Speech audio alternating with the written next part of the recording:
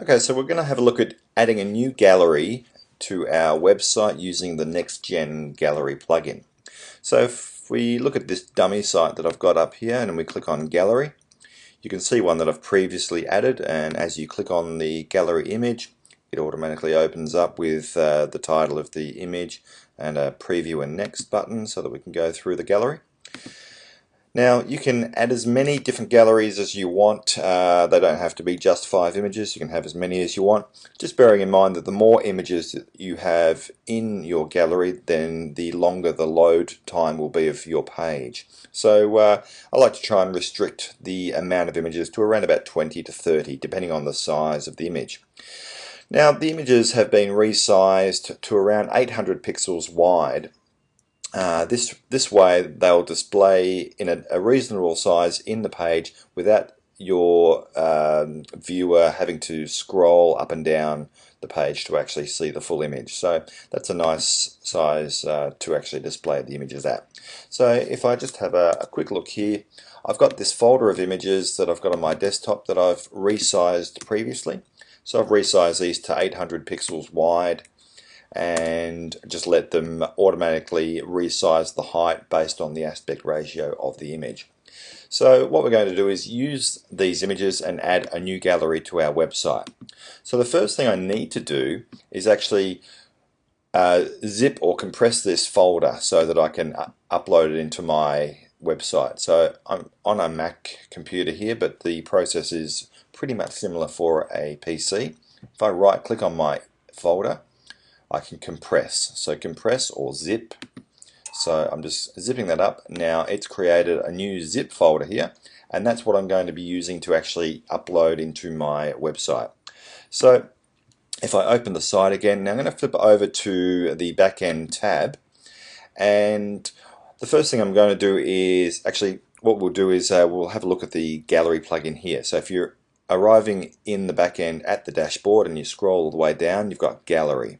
So from gallery, if we have a look at manage gallery, we can actually see that the sample gallery that I've already got in there, it's been assigned the ID number 1, and if I click on the title, it opens the gallery and I can see the individual images.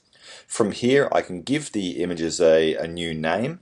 I can delete them from here, I can rotate them, I can edit the thumbnail. So if I don't like the way the thumbnail is displaying in the page, I can actually edit what is being viewed within the page, which won't affect the full size image, it'll only affect the thumbnail image itself. So let's have a look at adding that new zip file. So again, I want to scroll to the gallery plugin and then add gallery images. Now this will open a new page. Now from here I can upload images directly into an existing gallery. I can add a new gallery, or I can upload a zip file, which is what I'm going to do now. So if I flip to the upload a zip file tab, I choose the file and it's on my desktop, and that's the zip file here. Double click, and now from here I can choose whether I want these images to go into a new gallery or the existing gallery that's already there. So for the purposes of this demonstration, we'll add them into a new gallery, and then we just start the upload.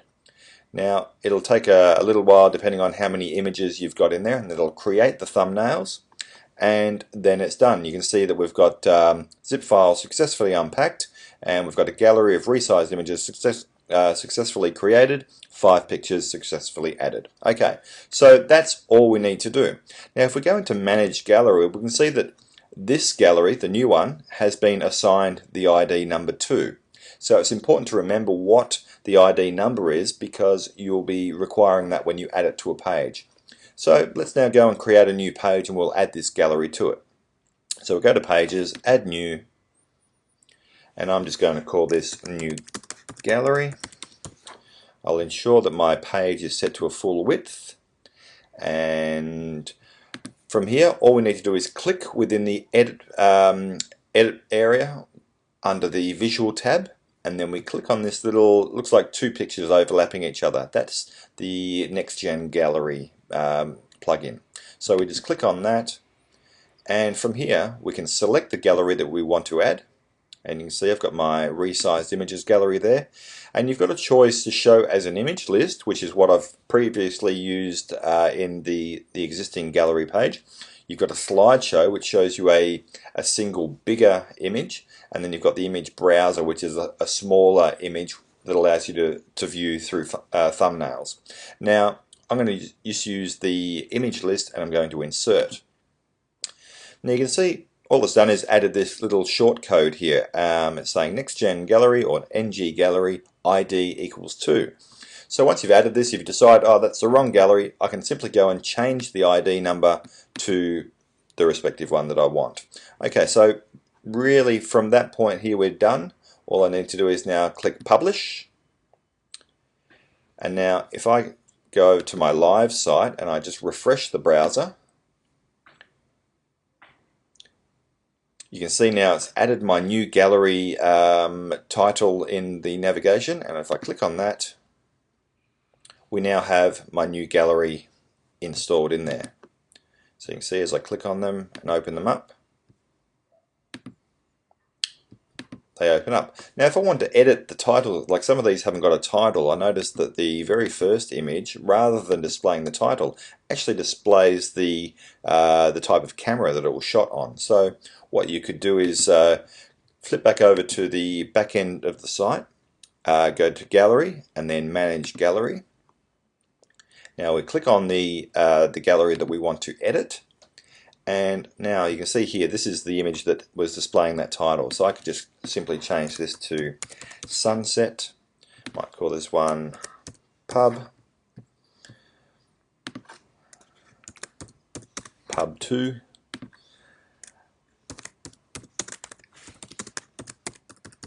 Hot air balloon and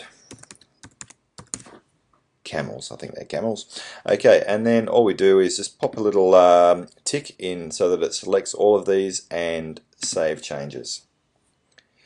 Okay, from there, now if I go over and refresh my browser again, and I click on one of these images, you can see now that it's displaying the title that I gave it.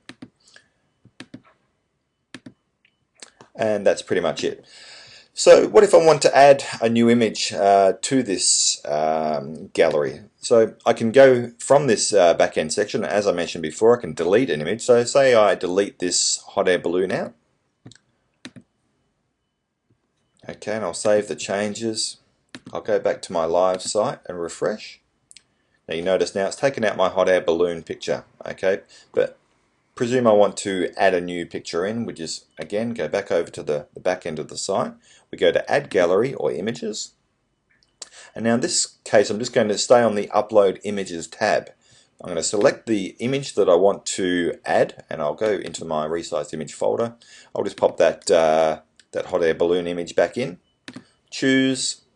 Now you choose the gallery of where you want this actual image to go into. So in this case I'm going to go into the resized images and upload. Now just while we're talking about this, if you're going to use a lot of different galleries within your site, rather than just calling all your zip files resized images, you want to probably give them a more appropriate name so that you can identify what images you're actually uploading.